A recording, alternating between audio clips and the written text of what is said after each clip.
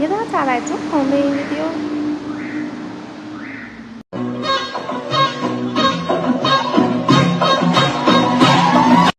دقیقا چیش مزه میده؟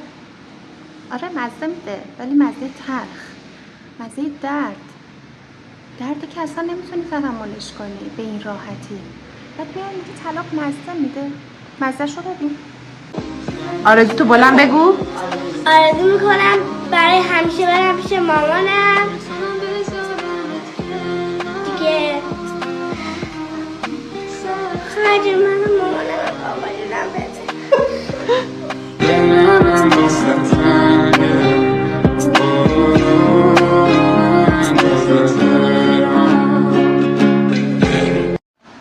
اینم ببین یا این. دلتنگی یعنی تو، یعنی من تو بی هم میمیریم. ببینیم کسی و به جای هم بیا تو بگیری غم و صدای من. دلتنگی. حالا بازم نظرت اینه که طلاق مزه میده؟